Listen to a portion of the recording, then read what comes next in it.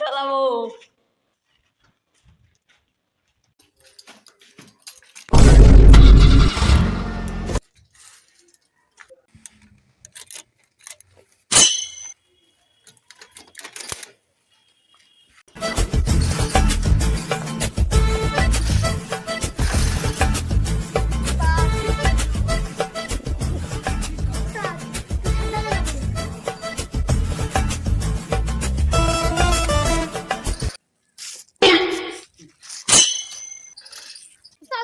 কত মনে হতো